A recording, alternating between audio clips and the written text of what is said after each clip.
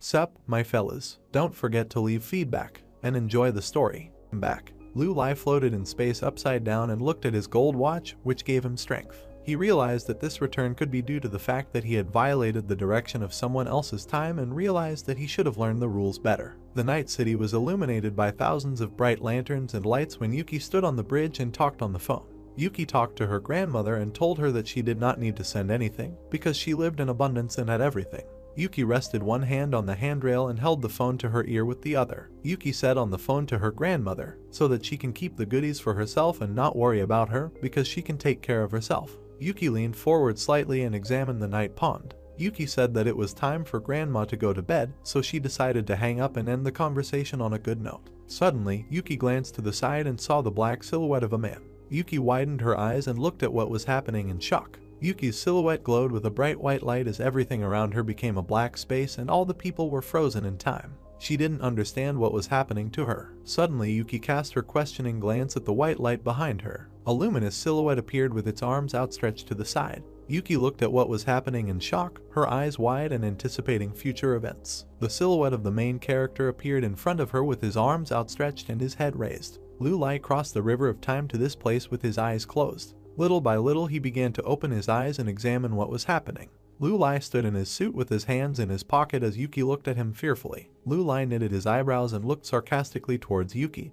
whose expression showed that she recognized Lulai. Lulai asked if Yuki remembered him. Yuki looked around and watched in bewilderment what was happening around her as time seemed to stand still. Yuki asked the main character if he did all this because time seemed to stand still. Lulai adjusted his glasses, touching his face with his hand. Lulai apologized for his actions and said that he was afraid of scaring people, so he decided to take such measures. Yuki looked at the time trader with concern and asked about his measures. Realization dawned on Yuki and she looked at Lulai in a daze. Yuki furrowed her eyebrows and looked at the protagonist angrily. She asked Lulai if he was helping her secretly. Lulai crossed his arms and smiled sarcastically, pretending that he did not understand what was being said. Yuki recalled her past unpleasant moments, which she was able to sort out. She recalled that when she hit an unpleasant scoundrel, her blow force significantly exceeded her own. She also remembered the moment when she was sitting in a restaurant, there was another bastard pervert whose arm was mysteriously broken. Lulai looked forward with pride and admiration, listening to Yuki's stories to himself. Yuki also added that all the strange things convinced her that someone unknown was helping her behind her back and it was Lulai who was nearby every time. Yuki looked at Lulai resentfully, her eyebrows furrowed. Yuki noticed that Lulai had now shown her his superpowers and realized that all these actions were definitely on Lulai's part. The protagonist with a malicious grin grabbed his protruding chin with his hand and grinned. Lulai blurred in malicious mockery. He mentioned Yuki's sensitive mind, noting that it was not bad.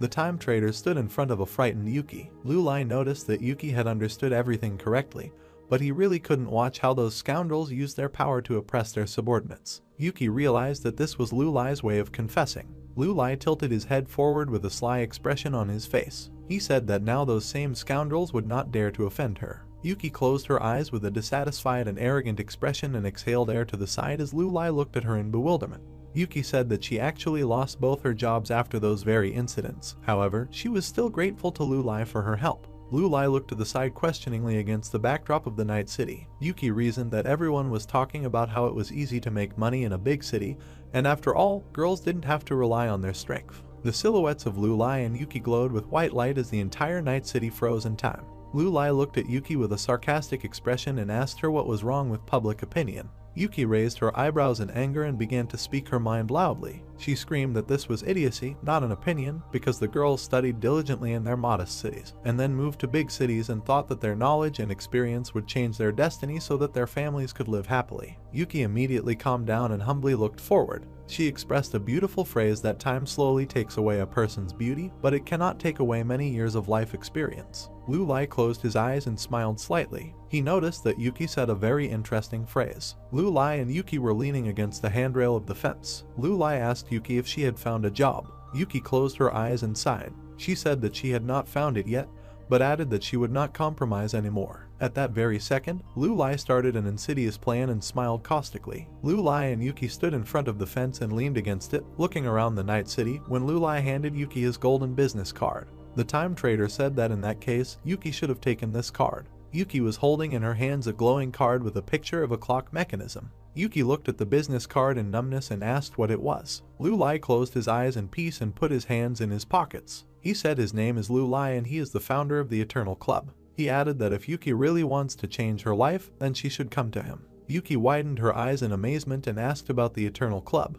Lu Lai looked at Yuki sarcastically and confidently. Lu Lai was in his office in the modern world, having returned to his era. He realized after he received 10,000 years, he made the first time travel. The main character sat in his chair and recalled his journey. When I came across the girl who took his photo, Lu Lai understood that by returning 100 years ago, he saved the life of one patriotic businessman and carelessly left his portrait in that era, trying to understand where this would ultimately lead. Biological clock Lu Lai. Age 27 years, 89 42 years, 27 days, 1 hour, 30 minutes and 36 seconds left to live. This short journey through time consumed 1,000 years of his life. He realized that if he wanted to travel to older eras, he would have to accumulate more time. Lu Lai sat in his chair and raised his hand in front of him, from which a bright yellow light was emitted. He felt that time travel was very expensive. Lu Lai put his hands behind his head and looked at the ceiling, thinking about what happened. Lu Lai noted that Jiang Sai should now be about 160 or 170 years old and the day of the meeting will come very soon.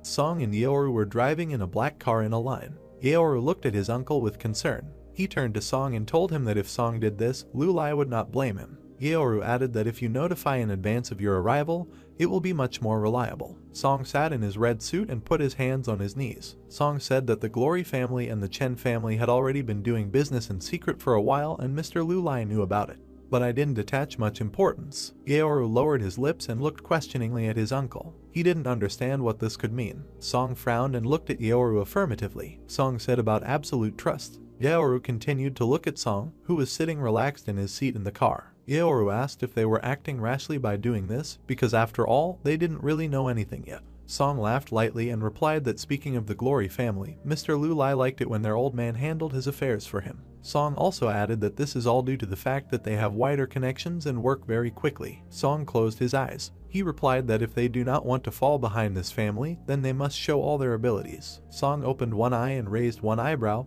looking at Yeoru, who was sitting with a sullen expression on his face. Song noted that they needed to convey to Lu Lai wouldn't even be able to play. The man squatted down, continuing to think that no, this can't continue like this, work takes up all his time, maybe he should think about quitting. The girl called out to him in confusion, and the man said that was right, he would write a report when he returned home. She nodded saying okay, where is he going to start? The man turned to her. He smiled and replied that he was from a meeting in the Eternal Club headquarters building. Lu Lai stood by the window at his desk in his office. He was holding a gold pocket watch in his hands. Waiwen looked at him and said that everything was ready. The hands on the dials of the gold watch ticked. Lu Lai smiled and said that they were starting. There was a laptop on the table, its screen glowing blue. A loading message appeared on the screen. Then, on a blue background, lines of a system ornament appeared, and an inscription stating that Global Project 1 was in action. In the office, Mr. Jiang, Lu Lai and Waiwen were sitting on the sofas at a set coffee table. The guy said that Country X has a pleasant climate, a long coastline and forests rich in resources. He picked up the teapot and poured green tea into a small cup, saying that when the man returned, he would have to build the Eternal Club's base. The guy took the cup in his hand and continued to say that right under the ground of the city where his family was located. Lu Lai handed the cup to the man, saying that in the future, most of the scientists will go to the secret scientific laboratories of Country X, and the man needs to keep everything secret. Mr. Jiang took a cup of tea and said that Mr. Lu need not worry, he understood everything. Waiwen looked at them, thinking that the gentleman had already agreed with Marcus to build a base near Thailand. The development of 2 bases requires a large number of people. She remained silent, turning away. Lu Lai looked at her silently, smiling slightly. Then he turned away and, closing his eyes, said that putting eggs in one basket, he thought they understood the meaning of this expression. The woman looked at him, realizing. The brunette sat confidently on the sofa, holding a cup of tea in his hand, and said with a chuckle that their grandiose plans would not come true soon. They would take hundreds or even thousands of years, and one fine day I would be afraid that these bases will not be able to accommodate people. He raised the cup to his lips, sipping, and said that in the past and present, there are so many stars hidden among people, he cannot miss them. Mr. Jiang looked at him with a smile and laughed lightly. Waiwen looked at the boss in surprise and thoughtfully asked if he really wants to say that there are still a lot of people like Mr. Jiang. She thought in surprise that this meant that there were still immortals like him who lived in solitude. The girl saw how the old man bowed down in front of the guy standing next to him and extended his hand forward. The old man's figure lit up with a bright radiance from the power of time that Mr. used. Lu and the girl thought that they were living alone until the gentleman invited him. The woman looked ahead thoughtfully, wondering what era the gentleman himself was from. Her gaze was very focused, while she thought, what kind of person is he, since people respond to his call? Lu Lai was surrounded by a glow of power, the light of which was reflected in his glasses. Mr. Zhang was sitting on the floor by the sofa, and round balls of power were flying around him. Lu Lai looked at him with a confident smile and declared that he completely entrusted the affairs of Country X to him. The man bowed, saying that the gentleman need not worry, he will definitely live up to his expectations. Lu Lai thought that at the moment all his plans were just notes in a notebook. He looked down at the man, thinking that he must find a way to freely move along the river of time, because he wants to come into contact with the talents of the past and fill the Eternal Club with them. He looked at his palm, thinking that in order to realize this, he clenched his fist and finished his thought by saying that his abilities must evolve. The lights were burning brightly in the long corridor of the headquarters. Lu Lai stood in the corridor and a ball of time power glowed brightly above his palm. He looked at the radiance in his hands and thought that the environment of the 19th century was completely different. This century is called the Century of Science. A photograph of a team of scientists, outstanding figures appeared in his thoughts, and he thought that the 19th century was a period of comprehensive development of science. It was then that a significant breakthrough occurred in various scientific fields. He introduced 3 Chinese male scientists and thought that during this period many general theories emerged, new ideologies ripened like young bamboo after rain. Inside the high amphitheater stood the dark figures of Chinese scientists, illustrating the guy's idea that many talented scientists were born in that era. The man whose eyes remained in shadow stood against the background of the night sky and constellations, and the brunette thought that they were like sparkling constellations. Lu Lai looked at the palm carefully and thought that he had a vague feeling. He remembered the winding road of the river of time stretching into the distance, and thought that after his time reached 10,000, a strange connection appeared between the flow of the river of time and his time. He was holding in his hands a gold pocket watch, the dial of which shone black. He was focused and his watch glowed golden as the merchant used time acceleration. A huge flash appeared in front of him, blowing his hair as he sped up time 10,000 times. The huge luminous circle had a fairly clear outline, and many lightning bolts appeared around it. A red sign appeared that said Lu Lai, age 27, had 42 years, 8 days, 3 hours, 20 minutes, 35 seconds to live. The guy grinned cheekily, saying yes. Suddenly, the numbers on the inscription began to blur, changing rapidly. As a result, the inscription about the remaining life of 27-year-old Lu Lai said that there were 42 years, 3 hours, 20 minutes, 35 seconds left. The brunette stared in shock at the inscription. Smoke swirled around the brunette, and the guy thought what happened. He held his trembling hand by the wrist with his other hand. Then he let go of his hand and, breathing heavily, reflected on what had happened, and was embarrassed because in an instant he had used up 500 years. Frowning, the guy adjusted his glasses on the bridge of his nose, thinking that this was crossing all boundaries in comparison with time travel. You need to be careful with acceleration that is a multiple of 10,000. In the Eternal Club headquarters building, Lu Lai stood at the large panoramic window and thought that if he wanted to begin the plan to find scientists from different eras, then he needed to have a huge amount of time. He looked ahead thoughtfully, reflecting that each stage required its own goal. Images of Peng, Mr. Wrong, and Robert appeared in his head, and the guy thought that when he started creating the Eternal Club, he was buying and selling time, recruiting people. Then the images of Tang, Anthony, and Gaoming appeared, and the guy thought that he had started the Genesis project, traveled through time, found the first immortal. The guy stood at the window in his office and held a watch in his hands, thinking that without even noticing he had already achieved so many goals, who would dare now underestimate the power of the Eternal Club? He looked at the gold watch in his palm and thought that no matter how funny it sounded, time had now become the main obstacle to his development. A girl wearing black shoes came into the office. Lu Lai exhaled, thinking that he couldn't relax for a minute. Waiwen entered the office and told the gentleman that everyone was already here and they could start. Lu Lai looked at her with a smile and said that right away. Turning away, he mentally repeated that moment again. There were white plates with mooncakes on the table. When the guy entered the office, where the entire core team of Eternal Club employees was sitting at a large table, everyone greeted him. Lu Lai stood in front of them, Waiwen stood behind them, and said with a smile that today they organized a meeting in order to discuss great goals with them. Lu Lai looked at everyone with confidence and stated that they needed to make every effort to achieve the goal. The employees looked amazed at the guy who announced that this was a Genesis project. Tang looked at the guy with encouragement, thinking to himself that this is great, they will finally get down to business. He looked at the guy with a slight smile and thought that until that moment he, Gaoming, and Anthony were only building hypotheses, but they were all just theories. The man's eyes showed determination as he thought that they would now move on to practice. The guy touched the table with his hand and said that today for the first time they officially convened the commission to create world number 1. Lu Lai looked at the staff, saying that he had thought carefully and decided to create the miniature world number 1 in the laboratory of the city in Country X with the support of the laboratory in the capital. The brunette, looking at the others, continued that at the same time it is necessary to build an auxiliary laboratory near the capital of Thailand. Lu Lai pulled apart parts of the blinds on the window with his fingers, saying that next to the main laboratory there would be a laboratory for researching the genetics of earthly creatures. The team of employees looked attentively at the guy and listened to his words that, moreover, laboratories for studying plant ecology would be located at both bases.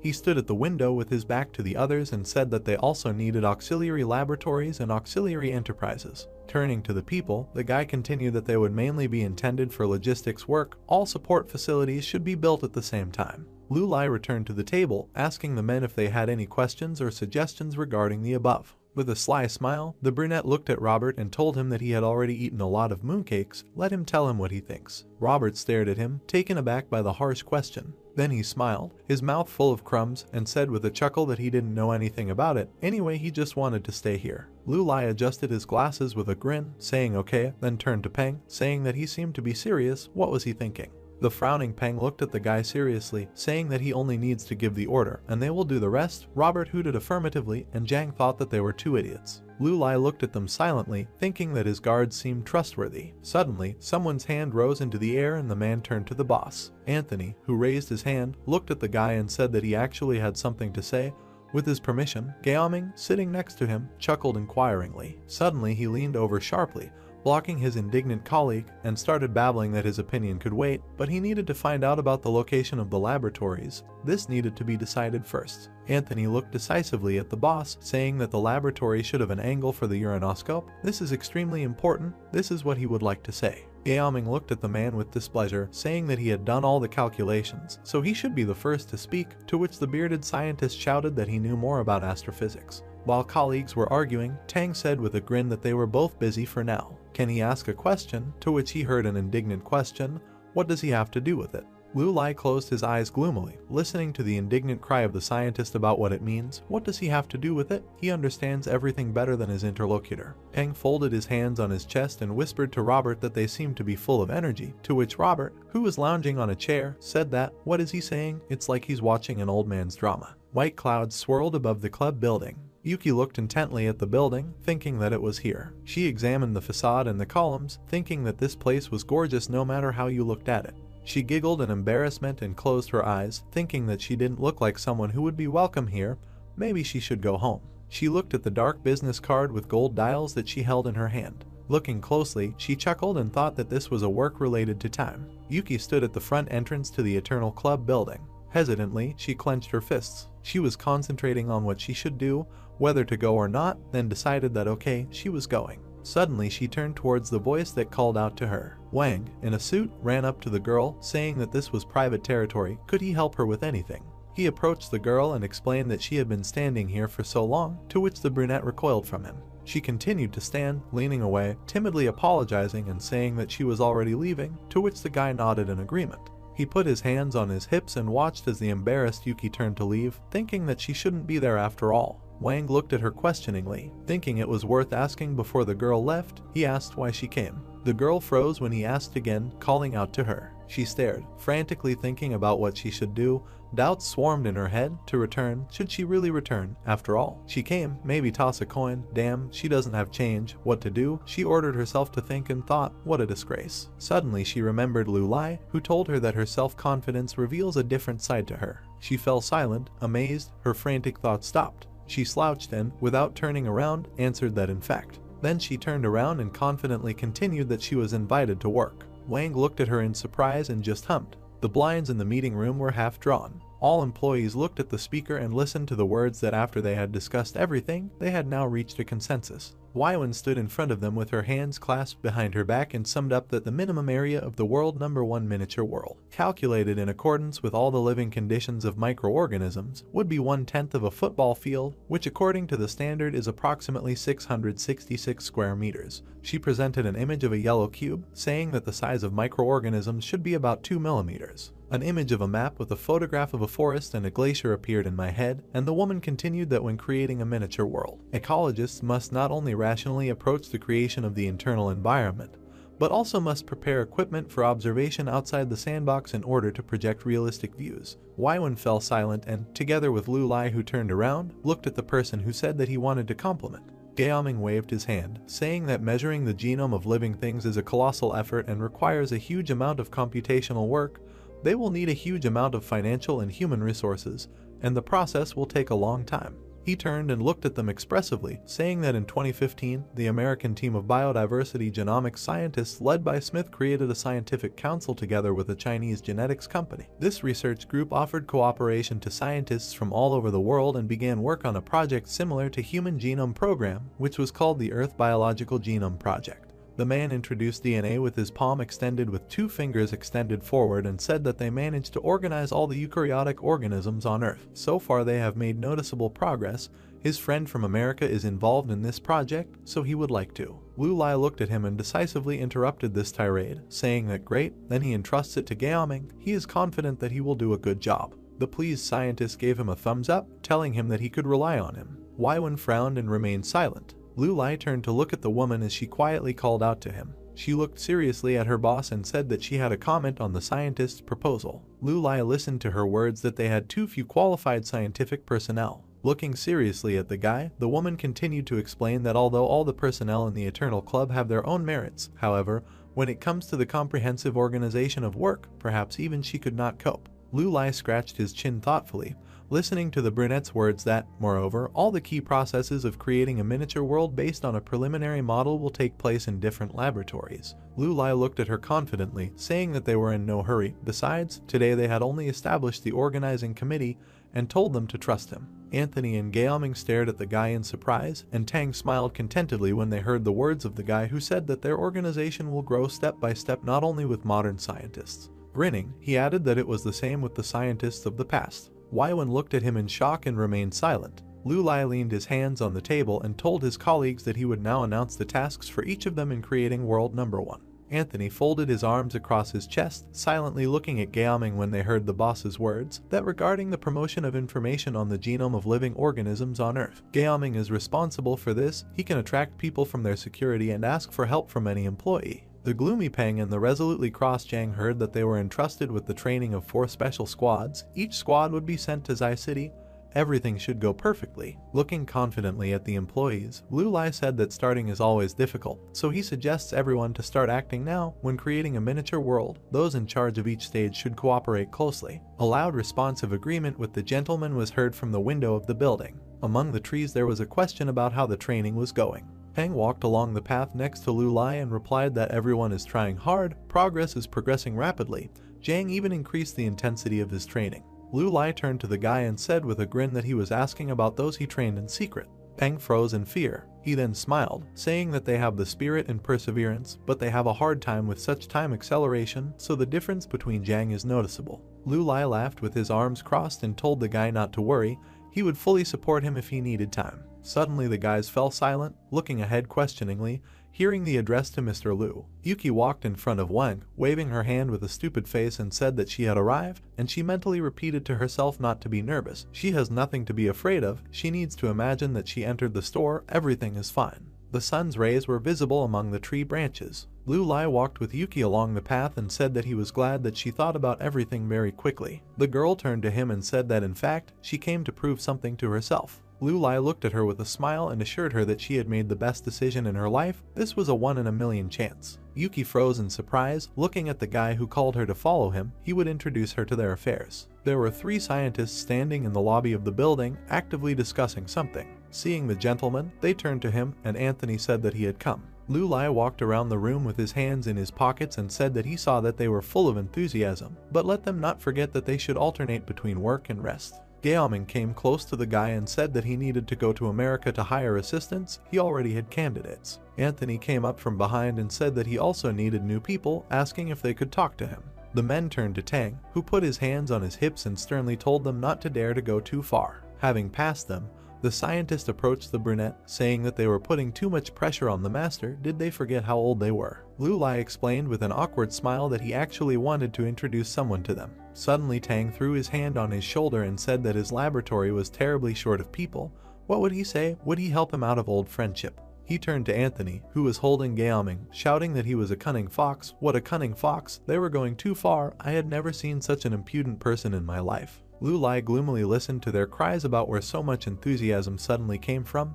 Why, yesterday he was not so decisive. The second shouted that he was snapping and told him to shut up, and Lu Lai wearily turned to Gaoming and Tang and asked them to calm down. The men stopped arguing and turned to the brunette, who sternly called out to them. Lu Lai pointed his palm at the embarrassed Yuki, saying that he wants to introduce Shen Yuki, his trainee secretary, to them. He invites them to gather their thoughts and share them with her. The girl looked at the brunette in surprise, asking if he had already hired her. Lu Lai smiled, scratched his cheek, and said that they were very difficult, so let her consider this her test task. Yuki looked at him worriedly. In the office, a girl and 3 scientists were sitting on yellow sofas opposite each other. The men were making noise, vying with each other, talking to the girl about what he wanted to say. You know, the final results of the research are very different. The other said that he would start first and asked if she was taking notes. Gaoming, Anthony and Tang spoke at the same time while looking at her. Yuki blushed and frowned. Suddenly, holding the laptop on her lap, she loudly shouted for them to speak one at a time. Then she realized and gasped in fear. The men fell silent, looking at her dumbfounded. The trainee secretary smiled embarrassedly, waving her hand, and told the respected scientists that she had just started work and knew nothing at all. She believed that they would tell her important points, but they all interrupt each other and she could not make out anything. The men froze, listening to her words that it would be better for them to discuss everything in order over a cup of tea, because according to Mr. Liu, then they have enough time, men will definitely achieve their goals. Tang laughed, saying that they were really in a hurry, and explained that they were working on a very large project and were therefore worried. Anthony, smiling, confirmed that this was true. They must really be creating difficulties. Yuki breathed a sigh of relief. There were 3 cups filled with tea on the table. Gaoming enthusiastically said that they needed the help of Robert Winthrop, a professor of cytology. Tang and Anthony also told the girl the details, and she thought that she was hearing many terms for the first time, and many projects seemed very expensive. Yuki typed quickly, tapping her fingers on the keyboard, and thought that this is really how ordinary days go in the Eternal Club. She looked carefully at the monitor and thought that she saw Mr. S abilities, Liu, which she probably shouldn't have seen. She turned her gaze to the men and thought that all these old men, are they also some kind of important persons? Then she closed her eyes resolutely, telling herself that okay, no matter who they were, as a secretary she had to take notes. Her fingers tapped on the keyboard again, and the girl finished her thought that she shouldn't ask unnecessary questions. She turned in surprise at Lu Lai, who said that he could see that she had quickly gotten used to it. The guy came up behind him and looked at the monitor, asking that Yuki had recorded all the professor's requests, and then noticed that everything was perfectly put together. Not a bad job. Lu Lai read what was written carefully and said that he understood their requests. Turning to the men sitting on the sofa opposite, he said that, however, he had a few questions. With his hands folded across his chest, the brunette asked whether it is possible to influence the rate of cell division using existing scientific methods and technologies, and whether it is possible to grow biomacromolecules at a division rate several times higher than the normal division rate in miniature world number 1.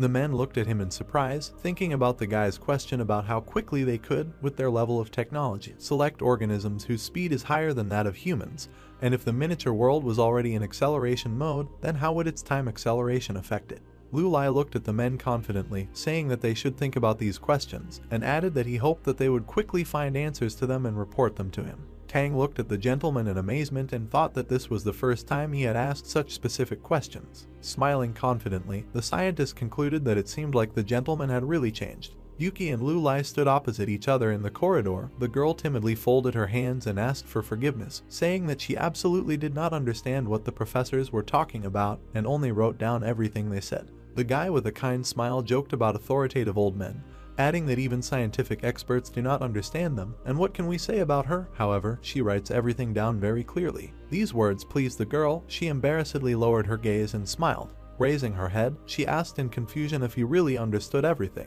Still with the same smile, he replied that he was trying his best, thinking that fortunately he had enough time. Lu Lai extended his hand to her, saying that she would be welcome. The guy looked into her eyes and called her secretary with a grin. Yuki beamed with joy. She shook his hand with a smile, holding the other behind her back. Tang came out to them and addressed Lu Lai. The guy and girl looked at him, after which Lu Lai asked if they had finished their discussion. The man nodded his head, grinning a little. In the hall, Tang explained that after careful discussions, they came to a common conclusion, if not to influence living conditions and catalyze a tenfold acceleration. Lu Lai sat on the sofa, crossing his legs and listening carefully as he spoke, and Yuki stood behind him, trying to be serious. The man, looking at him, continued to say that, in this case, the life expectancy of organisms in miniature world number 1 will decrease. The guy, without taking his eyes off him, thought that if a person's environment were accelerated 10 times, his life would begin to shorten. Suddenly, he raised his hand to his chin and said enthusiastically that, however, the rate of population reproduction would increase. Tang, with his hands on his feet, silently listened as he asked that if so, then whether the method of increasing numbers could be used to compensate for the lack of time. The man thoughtfully raised his hand to his chin. Putting it down, he said that he thought it was okay to try. Lu Lai thought with an evil grin that he was looking forward to the start of miniature world number 1. Sadie stood in the middle of the room, admiringly saying that their boss seemed to love the luxurious life, and that with a boyfriend like that, she wouldn't have to do anything at all. Peng looked back at her angrily, telling her to watch her language and that they were not in training. The girl winked, telling him not to be angry because the boss was not here. The guy's anger showed veins on his forehead. He didn't take his eyes off her. The girl calmed down a little, telling him not to be so sensitive. Peng jumped up in annoyance, pointing his hand in her face, and yelled at her, telling her to call him commander, and it seemed like even 500 push-ups wasn't enough for her, then asked if she thought he couldn't kill her. The girl called him commander, agreeing with his army words. They walked up the stairs. Peng looked back at Sadie, asking her to try to keep her mouth shut when she first saw the gentleman, to which the girl replied that she would not say a word, calling him commander again. Peng entered Lu Lai's office, asking if he could disturb him. Tang and Yuki were also in the room, looking at them, and Lu Lai asked if anything had happened. Peng and Yuki looked at each other in surprise. Sadie stood behind the guy. Suddenly Yuki jumped up to him, pointing at his face.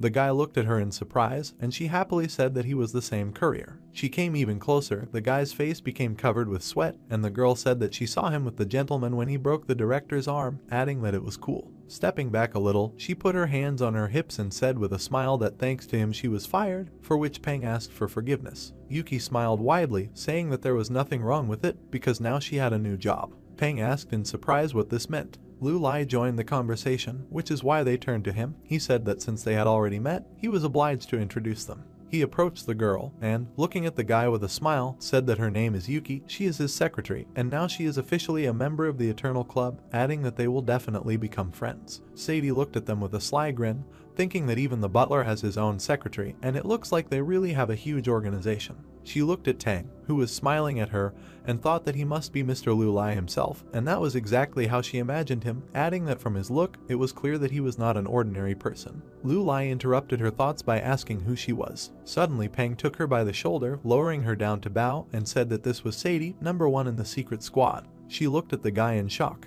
The girl looked at the smiling Lu Lai, asking herself if he was a master, why he was not old, and if he was an imposter. The boss, with his hands in his pockets, stood opposite them and said that he did not at all expect that the girl would take first place, and that recently he had been busy with business, so he had not been able to get acquainted with the whole squad, after which he asked how they were progressing training with time acceleration. Suddenly he was interrupted by Sadie, turning to him. Lu Lai looked at her in surprise. She frowned and said with a smile that she had come to discuss a matter with him. The guy listened to her in confusion, after which he smiled sarcastically, asking her what she was talking about. The girl, looking into his eyes, said that, to put it bluntly, he wants to become his guarantor. Lu Lai looked at Peng angrily. The guy, standing at attention, said that he didn't tell her anything. Sadie said with a smile that this is so, and Captain Peng's team is strict with this, adding that she found out about it on her own.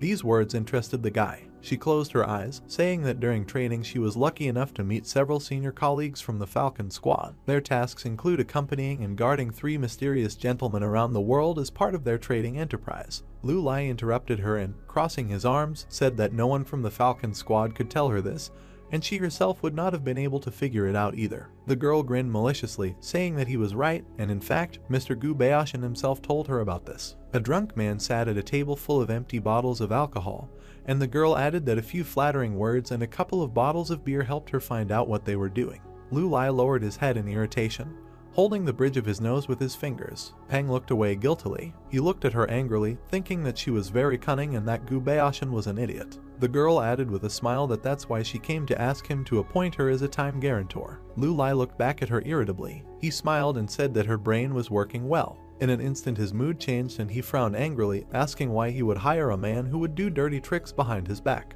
The girl listened in confusion as he said that she should think about what she was doing. He angrily asked if she considered herself smart. Suddenly she saw Lu Lai become huge compared to her. Peng and Sadie looked at him in fear. Yuki asked in shock what was wrong. Lu Lai became normal size again. Sadie fell to the floor and Yuki ducked down in fear and covered her head. The guy looked at her in rage and thought that with one touch he could reset her time. Peng fearfully told the master that he had not taught her well enough and that he would be stricter with her. The girl stood up behind him and said that this was ambition. Peng yelled at her to shut up and called her stupid. Lu Lai frowned at her and listened silently. Sadie, looking into his eyes, confidently said that the three were caught by him, but under the pretext of profit they submitted to him, but she was ready to take on this matter voluntarily. She took a step forward, adding that she would be more loyal than them. Lu Lai tiredly lowered his head and exhaled a little. Looking at the girl again, he asked why she thought she was worthy of such an honor. An image of 3 human silhouettes appeared in Sadie's imagination, and she said that the squad trains orphans who are constantly fighting for their lives, and she is no exception.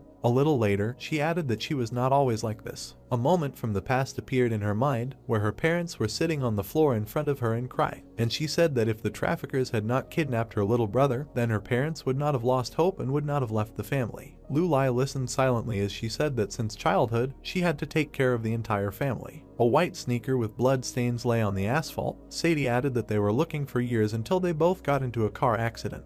The image changed. A girl in tattered clothes stood in the middle of the street. She continued to say that she had become an orphan and so that no one would dare to offend her, she needed support. The girl in the memory stood with her head bowed, her hands clenched into fists. She continued her story that in order to survive, she had to be cruel like no one else. She looked into Lu Lai's eyes, adding that all these years she had never stopped hating those merchants. However, the worthless orphan could not do anything about it. Without looking away, she shouted that that was why she wanted to become his guarantor, after which she asked him to become her support. Lu Lai listened silently as she said that his gift could help her find those merchants. With his hands in his pockets, he asked that if she was number 1, that meant she was the strongest in her squad, to which she replied in the affirmative. The guy raised his hand to his glasses and, closing his eyes, said that if she wants to use him for her own purposes, then she should show what she is worth. She silently looked at him and listened, and Lu Lai added that she and her squad must recruit 10 volunteers for experiments in 2 months. He looked at her sternly, saying that only then would she have the right to demand. Sadie enthusiastically said that she would definitely do it. Peng hit the girl on the head in a rage, shouting at her that she should get down to business immediately and not stand here and embarrass herself, adding that she should stop being smart. He was interrupted by Lu Lai calling him by name. The guy stopped and asked him what was the matter. Lu Lai sternly ordered him to deal with Gu Baoshan so that he would know that he had done wrong. Peng fell into a stupor for a second, after which he frowned and agreed. There were a lot of people walking along the embankment, balconies hanging over them, and someone's voice on the radio said that there were a lot of migrant workers in this village within the city. Sadie was walking down the street. They said on the radio that there was one girl who hung around here all the time, and she was constantly looking out for children who were left unattended. She listened irritably to the fact that her accomplice was at that time looking out for girls who had arrived in the city and did not yet know him at all. She glanced to the side. She saw a black van parked around the corner, a voice in her earpiece telling her to pay attention to it, adding that it looked like someone was trying to take a piece of the pie from them. Sadie frowned angrily and said that they would turn these traffickers into test subjects. The soccer ball was flying through the air. The boy ran after him. One of the traders at the market ran out from behind the counter, shouted after him that this was not a stadium for him, and then asked if he had done his homework and why he was playing around again. Suddenly someone called the man, saying that his fish looked very fresh. A girl with black hair sat down next to a box of fish, saying that on this street she only liked his fish, after which she asked what its price was, to which the man said that she knew a lot about the product, because this fish was from the reservoir. The man began to choose fish for her, while the girl refused each one. Someone was peeking out from around the corner. It was a blonde man. He was watching a boy playing with a ball. Suddenly the boy turned in his direction. The man approached him angrily, calling him a bag of money. The boy froze in fear. Sadie approached the man from behind and addressed him, which scared him. She asked if he knew where there was a nanny agency nearby. The man quickly turned around. He saw a girl looking at her with a stupid smile and holding a switched-off phone in her hands. She said that her phone was dead and she couldn't even open a card. The man shouted at her in irritation, asking where she came from. Suddenly he fell silent thoughtfully, looking at her. The dark-haired girl standing at the counter glared at him while the merchant asked her if she should put in some gallbladder. They looked at each other and nodded to each other. The man's hand trembled. He picked her up, pointing behind Sadie. The girl turned around in confusion and he said that she needed to go in the opposite direction because the agency was there. The next second, a dark-haired girl grabbed her hand. She approached her, saying that they were exactly in the same direction, to which Sadie asked in disbelief if this was true. The girl approached her and asked in a whisper if she had recently arrived in the city because this street was very dangerous. She turned her gaze to the leaving man, adding that he could do anything to her and that it was very dangerous here. Sadie said with a smile that in that case it would really be better for her to go with her, and the girl said that she shouldn't be afraid because she is local. They walked between two high-rise buildings. The girl said that people in the city have now become sisses and demand a certificate from the Nana's health, after which she asked how Sadie's health was. She replied with a stupid smile that her health was fine because she had worked on a farm all her life. The dark-haired girl looked back at her thoughtfully. Around the corner there was the same van. On the radio they said that the fish had been found and she was with the girl and that it looked like she could be caught at the crime scene. A dark silhouette sitting in a car held a walkie-talkie and told no one to lag behind and focus on protecting the bait. The girl asked Sadie if she had a big family. Sadie answered with a smile that she only had a grandmother and that she would return home as soon as she earned money. The girls walked further and further down the street. The stranger said that she was a purposeful girl and that she respected such people and would keep her fists for her, to which Sadie asked if she knew martial arts and would she beat her. A man looked out from around the corner with a grin and said that girls are worth more than children, and that today they will earn a lot of money. Suddenly, a girl from the Sadie squad appeared behind him, holding a brick in her hand. The man screamed in pain, causing the girl to turn around. She asked in fear what that sound was and what happened. Sadie looked back at her with a smile and said that this was not a friend, to which the girl asked in shock what this meant and what happened to her accent. In the distance she could be heard asking Sadie to stop, and the next moment she screamed. The van stood still. The radio told them to watch the exit and to start as soon as they saw movement. The man in the van was looking at the corner of the building. Suddenly, Sadie and her friend appeared from behind him, walking with suitcases. They walked past the van. The man inside looked at them in shock, asking what this meant. Inside was a guy in a formal suit, holding a walkie-talkie in his hand. He mentally asked where the traders had gone and why they didn't do anything. At that time, conversations were heard from the walkie-talkie. Someone asked if anyone had seen the target. What did he need? They replied that they had not seen anyone. Suddenly, the question arose whether the bait had eaten the fish. Mountains covered with green forest. There was a large house among the trees. A man's footsteps rang down the corridor. Lu Lai walked down the corridor. He silently looked ahead. At the end, 3 people appeared. Tang greeted the gentleman with a smile. The guy asked him if he was happy with the new laboratory. The men stood opposite each other, and behind them were the people who came with them. Tang raised his hand and said that this was more than enough and a special thank you should be given to the club members. Lu Lai chuckled and said that it looks like they are really taking an active part. Suddenly his look changed to a serious one, and he thought that internal competition, within reasonable limits, was bearing fruit. He turned to Tang, which caught his attention. The guy with a serious expression asked if everything was ready to conduct experiments on a living organism. The man listened to him silently. Then he pointed into the elevator, saying that they should go underground. There was a light at the end of the elevator shaft. The elevator went down to the 3rd floor. Tang himself stood in front of the door. Coming out of the elevator, he looked back at the people, telling them not to swear because it could be noisy here. Lu Lai and his companions looked at him silently. The boar rushed towards them, drool flowing from its mouth. The guy and Yuki looked around in fear. The girl jumped a little. A huge boar appeared behind the glass, its eyes shining red. Frightened, Peng asked if it was a pig, and it was also so huge. Lu Lai asked in shock if this was an alpha virus test subject. Tang replied with a serious expression that this was true, because pigs and humans have similarities in anatomy and physiology. In his imagination, the heads of the heroes changed to those of pigs, and he added that the similarity between the DNA is 97%, and although they found several volunteers. After which, he lowered his head, continuing to say that, however, he wanted to make the virus more stable before testing on humans. Lu Lai looked back at the boar, thinking that, after all, the virus was not very stable. The pig looked at him in rage. Lu Lai awkwardly asked if he was still alive. Suddenly the boar squealed. Tang calmly replied that his body was still alive, although most of his brain was already dead. They looked at the pig through the glass, crossing their arms, and Tang added that, although he is sensitive to sound. The black silhouette of the boar was visible to them, and the man finished the sentence by saying that, however, in fact, he is trying to attack any vibrations around. Peng looked at them in confusion, asking if it looked like a zombie, after which Yuki asked what would happen if it bit her. The man, standing with his back to them, replied that the principle is similar, and after a bite it can start rotting, which can lead to death. These words amazed the guys. Tang, frowning, added that although he would not become a zombie, the results of research on the alpha virus on rats were unsatisfactory, and now, when they began testing on a larger living creature, they were faced with failure. He looked at the boar standing behind the glass, adding that if they wanted to move forward, they needed to continue the comparative analysis. Lu Lai listened silently to the man with his arms crossed, and thought that if this was true, then precautions would have to be strengthened, and Peng would have to send well-trained soldiers there. He looked at the man with a serious expression, adding that a scientific experiment is a long process and should never be treated with disdain.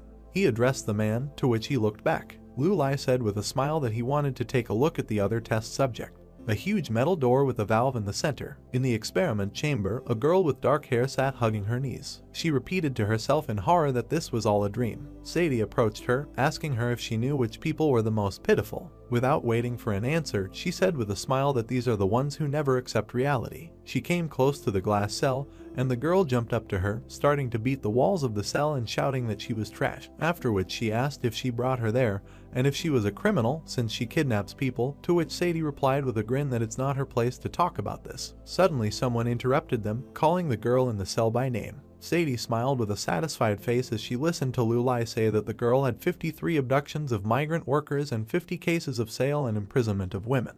The girl, after hearing what she heard, looked scared. The guy came closer with a smile, adding that it was these atrocities that brought her there. The girl looked at him with frightened eyes. She began hitting the glass, shouting that she admitted guilt and asked to be transferred to a real prison. Lu Lai said with a grin that it seemed like she had misunderstood him, because prison would not wash away her sins. After hearing this, the girl recoiled in fear from the wall. Lu Lai and Sadie watched with evil grins as the girl asked in horror what it meant. Mrs. Zhao retreats and gets quite scared. She asks what volunteer status means. Mr. Lu tilts his head down and smiles slyly. He claims that in this case they will be able to conduct an experiment on the woman. She looks ahead, dumbfounded. She mumbles something about the experience. A middle-aged woman looks up when she is terrified. Sadie and the chairman look at the cell in which the frightened Ms. Zhao is imprisoned. She screams that she doesn't want things to develop this way. The middle-aged woman fell to her knees and trembled with fear. She demands to be released from this space, and then explains that she has been able to earn a lot of money over the past years, which she can give to these people. The boss sighs heavily and closes it.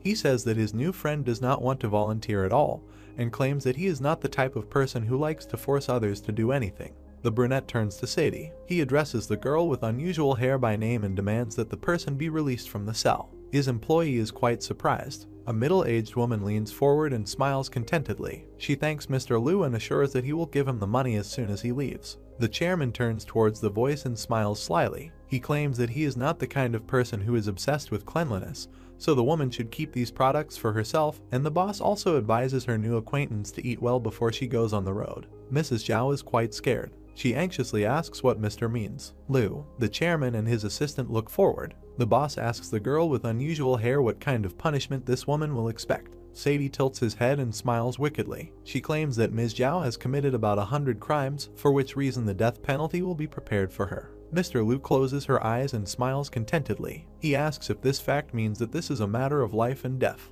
The middle-aged woman is quite nervous. Sadie looks ahead and smiles insidiously. She claims that they discussed the matter with the other mistress, so a few deaths would be more than enough. The chairman turns his back to his new acquaintance. He laughs quietly and asks himself what he should wish for this woman. Ms. Zhao is in a state of horror. Mr. Lu wishes her a happy death. A middle-aged woman, who is confined in a certain space, and Sadie watches the founder of the Immortality Club leaves this room. He orders his assistant to remove the woman from the capsule and claims that this is a waste of resources. His subordinate agrees quite loudly with her master. Lady Zhao drums on the wall of the space in which she is confined. She asks the chairman to wait and then claims that she does not want to die, does not want to leave, and dreams of extending her life. The woman opens her eyes wide in fear. She remembers the status she was offered. Ms. Zhao becomes more gloomy and wide-mouthed. She claims that she will volunteer. The brunette turns around at the voice of his new acquaintance and looks forward without any emotion.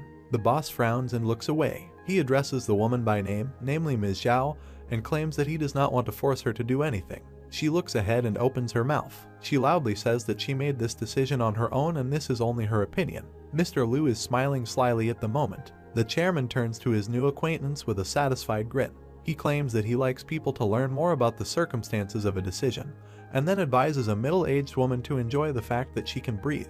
Mrs. Zhao is quite nervous and is breathing heavily. Sadie looks at her master. A girl with an unusual color of curls watches as the chairman of the Immortality Club leaves in a certain direction. Mr. Liu calls her by name and orders her to follow him. Large white house with yellow elements. A girl with unusual hair puts her hands behind her back and raises her head. Mr. Liu looks at his employee as he sits imposingly at his desk. He says that he cannot help but admit that his subordinate did an excellent job with the task. Sadie closes her eyes and opens her mouth. She thanks her boss and claims that she said that she would be able to show off her abilities. The chairman puts his hand to his chin and thinks. He claims that Peng has recruited a really interesting person. A girl with an unusual color of curls is nervous and opens her mouth. She asks if the gentleman agrees with her proposal. The brunette smiles slyly when the man with scarlet eyes frowns. The girl clarifies that by offer she means the opportunity to make her the boss's guarantor. Mr. Liu calmly opens his mouth. He replies that he agrees with this proposal. The chairman extends his hand forward as the girl is enveloped in golden light and lifted into the air. A person with an unusual hair color is quite nervous. A golden dial appears around the girl. Veins on a person's face and arms expand and protrude. Mr. Liu looks down and makes a vague gesture with his palm.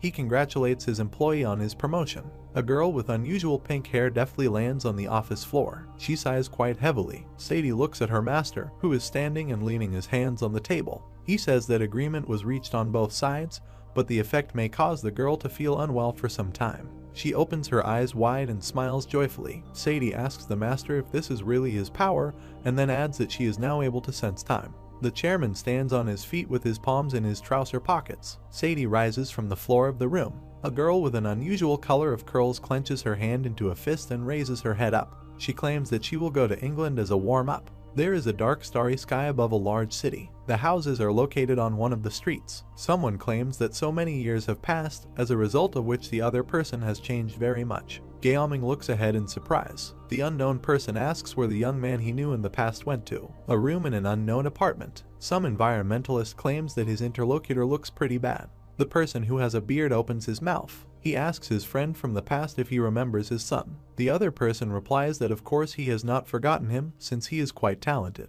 Calvin closes his eyes and shakes his head. He claims that his child will soon leave him alone. Gaoming is quite surprised by this fact. A man with a beard holds a gadget in his hand. He says his son has had the genetic disorder since the moment he was born. Calvin frowns and holds his head with his hand. He claims to have tried many means to save his child, just as he did when he tried to help his wife. A man with a beard tilts his head down and opens his mouth. He claims that he turned out to be an ordinary loser since his knowledge was completely useless. The Gaoming image is visible on the screen of the electronic device. He calls his comrade from the past by name, namely Calvin, asks him not to be discouraged and mutters something about how unexpected this news is. A sad man is sitting on the sofa in his apartment. He reveals the name of his child, who was named Smith, and says that he will die soon. The ecology professor addresses his interlocutor. He claims that he knows that his acquaintance is involved in some secret project and may be under surveillance at the moment, and then asks whether it would be convenient for the man to talk now, given these reasons. Calvin is quite surprised. In some house the windows glow yellow. He tells the ecology professor that he would be more comfortable talking on the phone.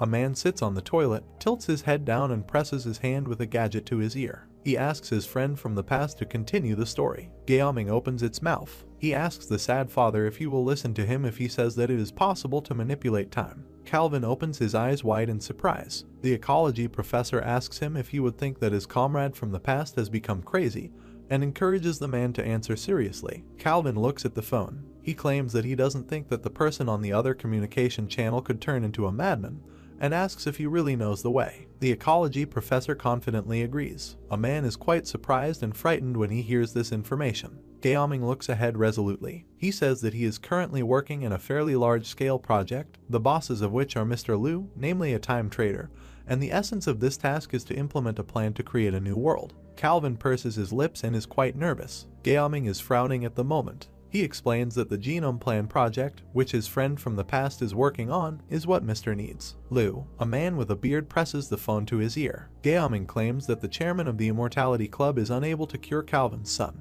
He is in shock and horror. The ecology professor adds that his master can give Smith time, which people are always sorely lacking. The man, who has a dark beard, purses his lips. He bends over when he sits on the toilet. Gaoming invites his friend to join his team, since in this case they could create a new world with their own hands.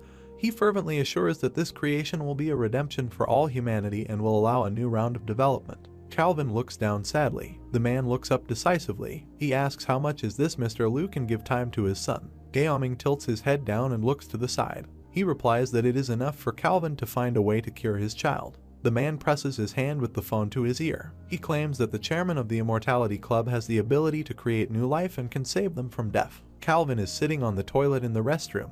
He sadly says that at the moment his son is in trustees, so he cannot go away and leave him alone. The man tilts his head down and frowns. He looks away and opens his mouth. Calvin argues that if the chairman needs his skills, then let him first get his son out of the situation in which he finds himself. The man with the beard looks decisively in front of him. He assures that in this case he will be ready to swear his life to this savior. The ecology professor thoughtfully removes the phone from his head. Gaoming is next to Mr. S. desk, Liu. He claims that this is exactly how the situation developed. The chairman of the Immortality Club tilts his head down and looks forward with interest. He asks his interlocutor if his story means that Calvin will join them if they can save his son. The ecology professor looks up. He agrees quite loudly with his boss and asks him to think about the fact that this man has achieved enormous success before he was 30, and he has also sequenced 1.5 million eukaryotic organisms around the world. The brunette closes his eyes tiredly. He smiles and nods his head. He notes that it is impossible not to admit that Gaoming's friend has the courage to make vows that endanger his life. He squints and looks ahead with interest.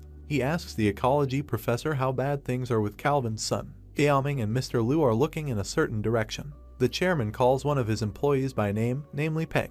The young warrior stands and breathes heavily. He stops. A man stops at the desk of the founder of the Immortality Club. The boss asks him a question about how his squad's training is going. Peng responds quite loudly that their new employees have a great attitude, which is why circumstances are turning out for the best. The young warrior tilts his head down and frowns. He claims that they have undergone 8 years of training and have reached the level of special forces, and at the moment they are at the peak of emotions and are waiting to be given a task. A man with dark hair looks forward decisively. He claims that he still has some problem.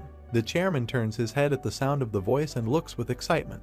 He asks if this problem is serious enough. The young warrior becomes more gloomy. He says that new soldiers lack Jiang's confidence and toughness, which is why these people are not on the same level as experienced soldiers. Mr. Liu frowns and purses her lips. He wonders if these students are truly lacking this factor. Peng is surprised when he looks at his boss. He states that he admires his employee's ability to evaluate the various details of the big picture, and then notes that he has become much more experienced. Mr. Liu raises his head and looks ahead. He contemplates the possibility of imposing a double-time acceleration on these personnel, and then wonders whether this action will make up for the lack of combat experience. The brunette lowers his head and looks down tiredly. He thinks about how muscle memory and experience are different things, and then considers giving them more different tasks. Peng responds to his boss's voice. Mr. Liu claims that he has an errand for his employee. The young warrior agrees quite loudly with his master. The chairman spreads his arms wide and leans on the table with them. He claims that his subordinate needs to escort an important person.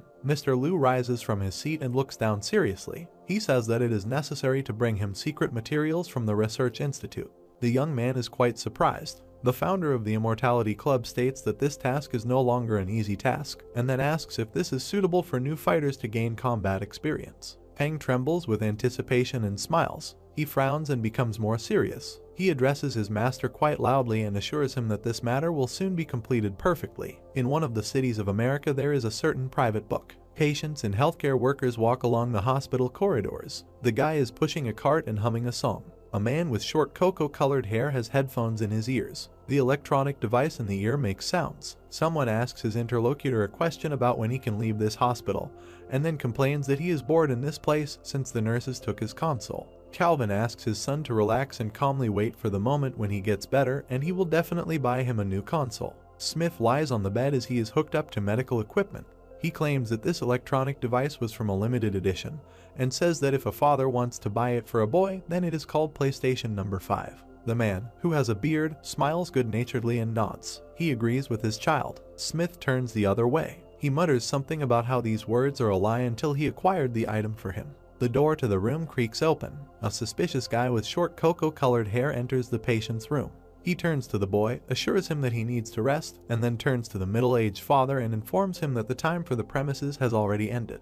The health worker closes his eyes and smiles. He argues that Calvin does not need to bother the patient at this time. The man reluctantly agrees with this statement. Smith looks at Calvin and the medical worker. A man with a beard asks his son if there really isn't enough time for fun, then adds that it's time to get to work. The boy reluctantly agrees with his parents' conclusions. A man and a boy bump fists. A middle-aged father says goodbye to his son until tomorrow. The boy leaves his dad for a day. Car parking near the hospital building. Calvin looks quite annoyed. He trembles with anger and clenches his teeth. A man with a beard swears indecently. Someone is walking through the parking lot. Calvin looks up when he hears a strange sound. Whalen and his other colleague are standing next to the car with bags. A guy with a shaved head addresses a gentleman named Calvin and then claims that they are Mr. S. subordinates. Lou. He tilts his head down and looks forward seriously. The man explains that they received orders to escort his son. The man with the beard looks quite surprised and scared. He asks his new acquaintances if they are friends with the ecology professor from the club and then thinks about the fact that they are quite young. The guys from the special squad look at each other. Calvin claims that he would really like to trust them, but it is better not to